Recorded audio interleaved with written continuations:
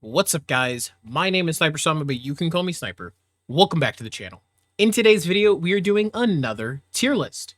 The tier list today is actually going to be on the monsters themselves. And this is going to be monsters based off of difficulty slash fun factor. Now, what I mean by that is how hard the monster actually is to fight for anybody that may have zero experience with fighting this monster. So, first time you see it, you go in, how difficult is it going to be for you? And fun factor, which is going to be kind of where I would put them. More than likely, what's going to happen is the difficulty isn't going to be crazy on a lot of these guys. Most of them are pretty light in comparison to previous games and their predecessors. So what we are going to do is all of these tempered and arch-tempered monsters, we're going to save for the difficulty tier portion, and for the fun factor, we're just going to do the basic ones, because any of the basic monsters minus something like Omega or Gogmazios are going to be pretty easy, all things considered. So, that being said, make sure you guys are liking, commenting, and subscribing. That way I know what I need to continue doing. Without further ado, let's get into the video. Obviously, we got to start with our boy Chotacabra. Chotacabra, to me, on the fun factor tier list, is an easy A. The reason for it, Chotacabra is just cool. He's a big frog. And I really loved in the beta walking in and seeing this thing, because I have distinct memories of going in and fighting Great Jagras doing the exact same thing in Monster Hunter World. So, Chotacabra is an easy A in the fun tier for me. Next up is we have Quemetris. Quemetris is going to be a B. The reason we are going with a B, I really love the design. I think it's great. The problem with Quemetris is I didn't like the hitboxes at first. The fire felt really weird when I was first going in and dealing with it. But because of the type of monster that it is, it just being the fire chicken, it still isn't at the bottom of my list because it was a really cool idea. Balahara for me is the first just into the detail. I hate Balahara. The Leviathans themselves are cool. Balahara, something about it burrowing into the ground and then coming up and having one of its opportunity strikes being right there at that time. I have decent reaction speed because I play a lot of FPS games. Valorant, Counter-Strike, Apex Legends. Used to play Destiny 2. Rest in peace.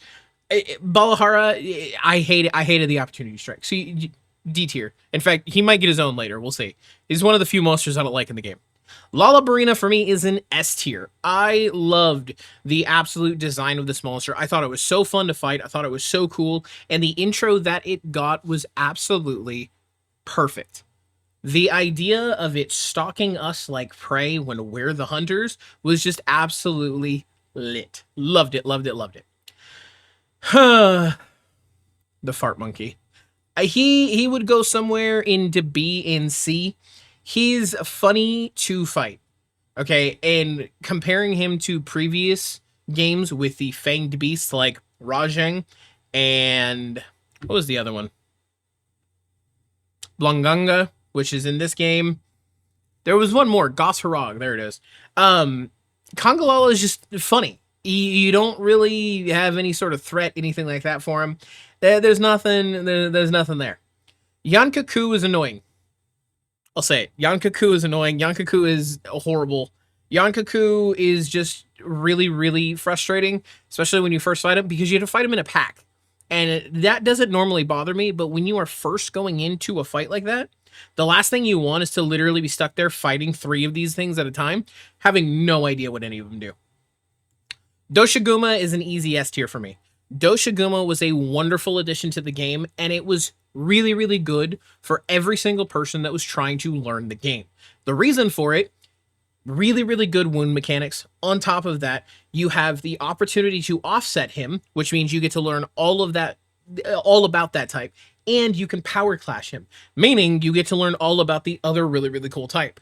It lets you literally hit every single tier of brand new that came with Monster Hunter Wilds all at once.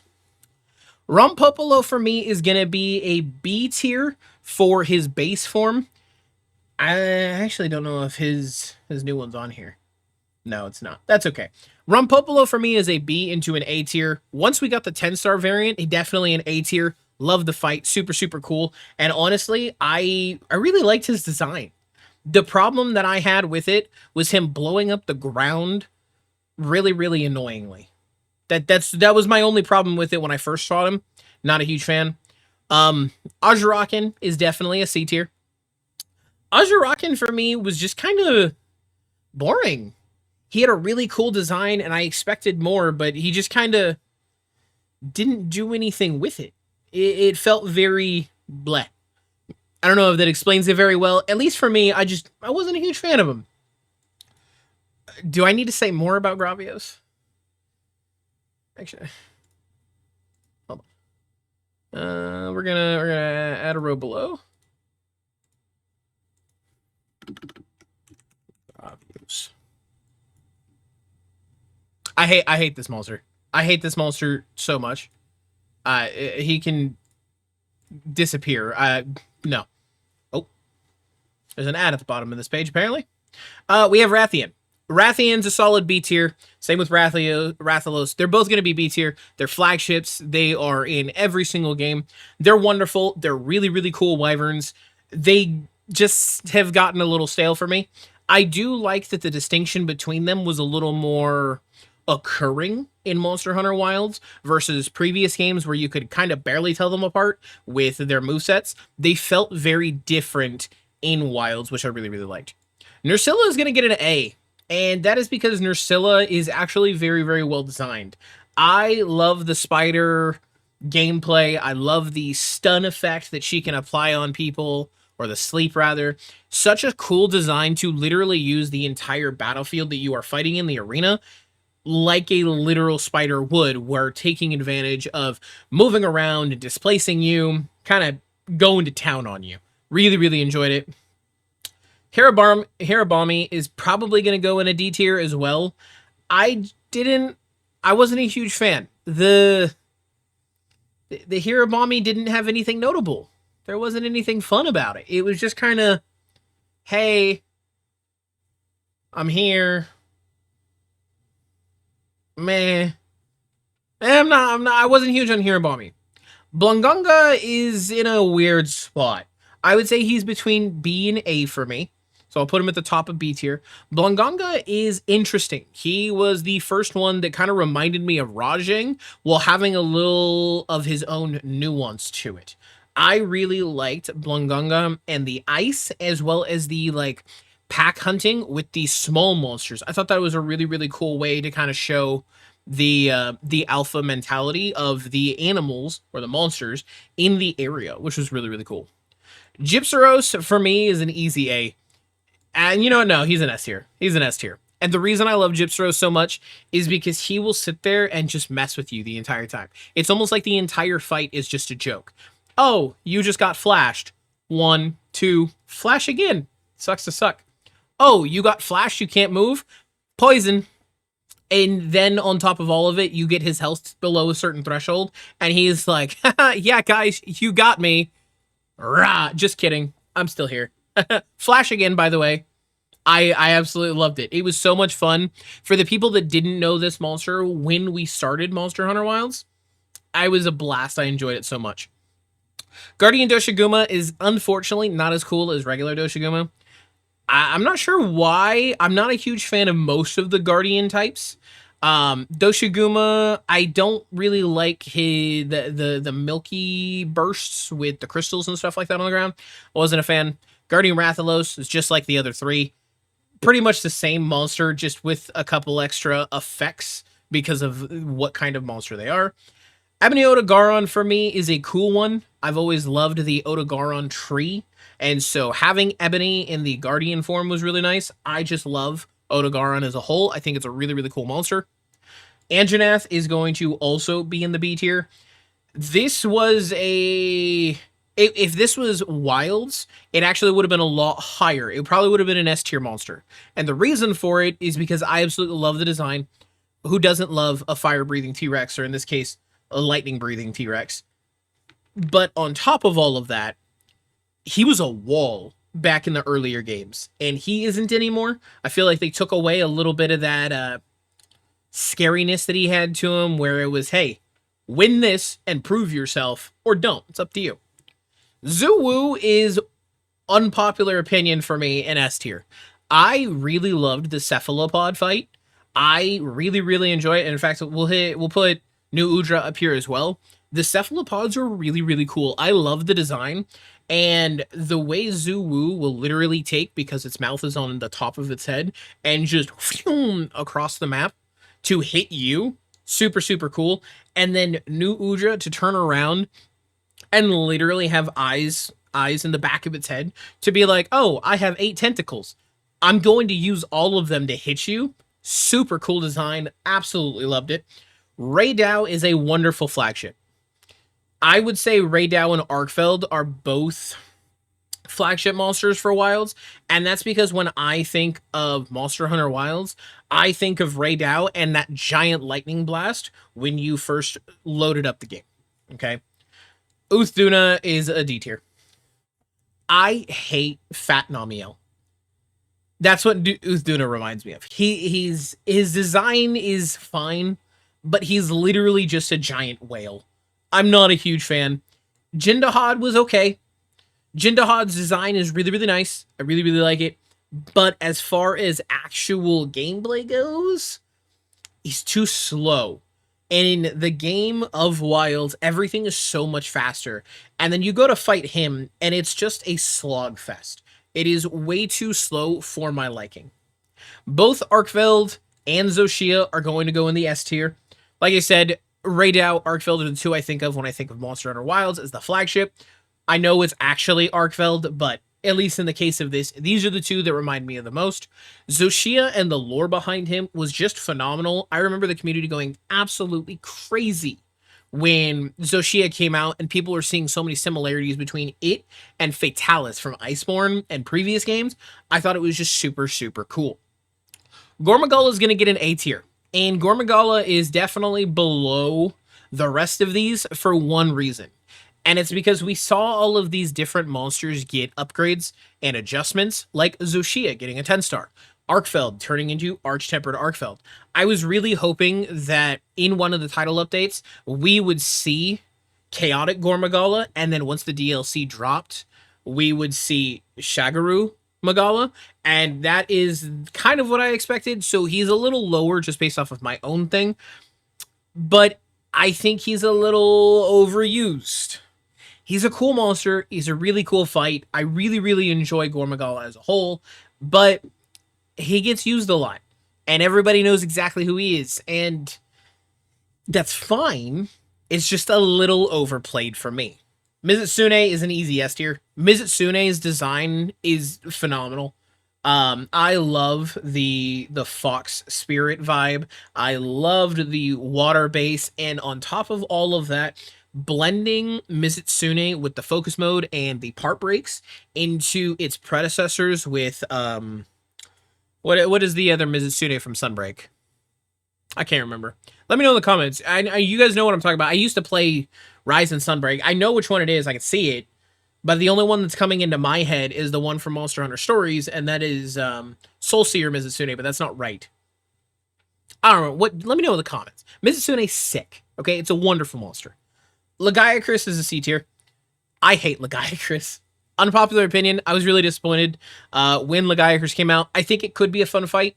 The problem with it for me is, especially in Wilds, the underwater portion absolutely sucks the fun out of the entire fight for me. It's not anything to do with Lagiacrus itself. It's just what you are forced to do in his fight. Okay. And then we have Sergios. Sergios is weapon dependent. I could put him at A if I was playing on bow or longsword or dual blades. I could put him at B if I was using like charge blade, switch axe, anything like that. Any other weapon, he's going into C. I'm not a huge Sergios fan. He just doesn't work for me. I've never been a fan. I fought him in Rise and Sunbreak. He was cool. It was fine. Kung Fu Chicken is great. But it kind of feels like you're forced into playing a certain way against him. And I understand that's like how most monsters are supposed to be, but it's not how I like to play. So I'm not a huge fan of it. Omega is an S tier. Omega really brought the community together with coming up with how to deal with it effectively.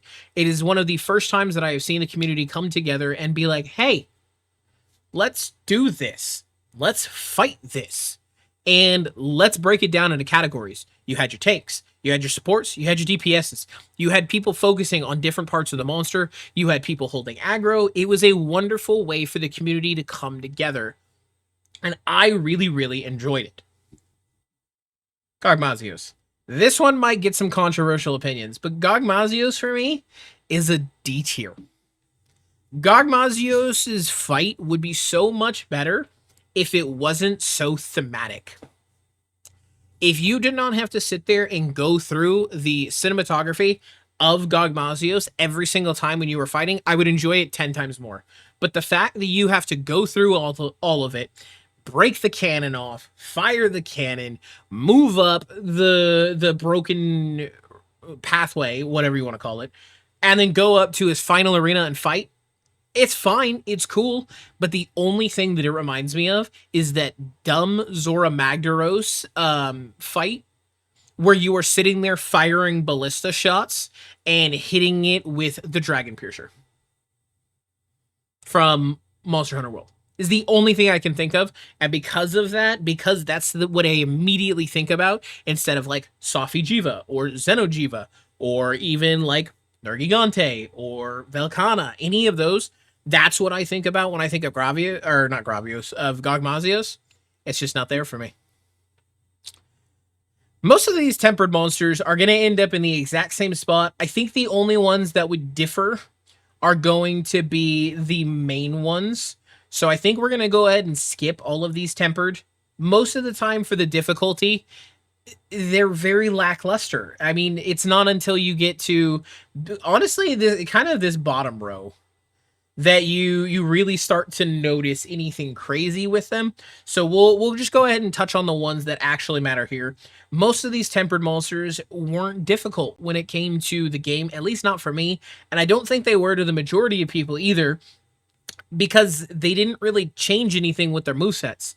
All they did was increase the amount of damage they did. By the time we were fighting the tempered ones, we had better gear than what they were capable of doing. So we'll go ahead and just start with the main ones, and that is going to be Tempered Gormagala. Tempered Gormagala, as far as difficulty goes, is an absolute S tier, especially I think it was a 9-star variant that they introduced, where you had to fight it by yourself with Nadia in the quest line. I thought that was a really good fight. Difficulty-wise, superb, wonderful, and even though I had higher gear than what it was recommended for him, it was definitely one of those where I was like, wow, I actually have to like kind of sit back and focus for a second. That's kind of cool. And I really, really liked it. Mizitsune, unfortunately, is going to drop about 2 tiers when it comes to the difficulty on the tempered one. I felt like the only thing that made Mizitsune difficult in the tempered variant was the fact that when she would do the tail flip, it would just one-shot you. That's fine. That's cool. The problem with it, at least for me, was once I figured out what the movement was that was actually going to be happening, it was very, very easy to dodge, and it was just like fighting the regular one. So on a difficulty standpoint, it's just not a whole lot. Lagiacrus and Sergios are both going to stay in the exact same tier, and the reason for it is they just hit harder. There's not a whole lot of any more fun that comes from fighting them, unlike these arch-tempered monsters that are about to come up. Okay? Raydao easily becomes A tier. He does drop a little bit, at least in the tier list between fun and difficulty. I would put him at an A tier, and the reason for it was I didn't like the AoE attacks during the lightning bolts. I thought that they were a little weird, and it was fine. For the first arch-tempered monster, though, he definitely felt a bit more lackluster than the rest that came after him, because we struggled, I think, the first hunt to get it. As a group, we still managed to get the A rank, but every other monster after that, we had to attempt it multiple times with me and my crew. It's the same issue that I had with Mizitsune. It was just a lot of one-shots. Most of the dynamic didn't really change with the monster. It just kind of existed. And this one was actually one that I was able to do solo, no issues, and like half the required time for the charm. Didn't do a whole lot for me. New Udra is definitely another A tier when it comes to difficulty. The difficulty of New Udra definitely spiked a little bit because the flame body effect and the flame aura was a little more prevalent, and the explosions were a little bit crazier. The reason it dropped also is because the AoE felt a little too random for me. It felt like, unlike Omega, where you can stand in a specific spot and your positioning matters, it kind of felt like these two were just going to hit you no matter what. Jindahad, I think Jindahad I would put in B. I would actually increase him a little bit with the Arch-Tempered variant. I think his ability to hit harder and the fact that he became faster, that he was actually more invested in the fight, made it a lot more entertaining. It wasn't just a, oh, smack and run, smack and run. It was, you actually had to pay attention and focus. Omega is an easy S tier. Tempered Omega, Savage Omega was phenomenal. I absolutely loved the fight. I loved how much more chaotic it got, the combo strings that were following. It was definitely one of those that I was super, super invested in, and I tried to take all of my buddies through it to make sure that we all cleared it, because I was just that confident in fighting this monster, because it really did finally feel like it was that perfect harmony of a dance. Loved it, loved it. The last two are going to be Arkfeld. And Arkfeld is just going to stay in the S tier. Arkfeld is a phenomenally designed monster, both from the fun, cool, and difficulty aspect. Basically, if Arch-Tempered Arkfeld got his own tier, it would make sense. Arch-Tempered Arkfeld made a lot of people very, very frustrated very, very easily. And the reason for it is because he was actually challenging what we could do. I'm a little disappointed that the first monster that we got, other than Omega, so I guess the second monster, was Arch-Tempered Arkfeld, but at least for me, I would say that he was such a wonderful addition to get an Arch-Tempered form and to make it as cool as it was. It really brought back the hope that I have for the DLC dropping. And what I mean by that is because Arch-Tempered Arkfeld in the high rank in the base game got to be what he was, it makes me very excited for the difficulty scale that we are going to get when the DLC drops, because when Omega dropped, that's when everything started to kind of ramp up. We got Omega, Savage Omega, we got Arch-Tempered New Udra right after that, then Jindahad, then we got Arch-Tempered Arkfeld, Gogmazios, and the 10-star Gogmazios, and things kind of went crazy. Overall, ladies and gentlemen, this is definitely a little bit of a weird tier list. Everything is kind of spread out based off of difficulty factor or fun factor, but nonetheless, it is a tier list of my favorite monsters in Monster Hunter Wilds. That being said, that is going to do it for today's video. Thank you all for coming and watching. Thank you all for hanging out. Don't forget to like, don't forget to comment, don't forget to subscribe, and I'll see all of you in the next one. Farewell. I don't ever slow up, no I don't take shit. I got no love for the fakeness. If you wanna play tough and wanna hate this, I'll always show up and make a statement.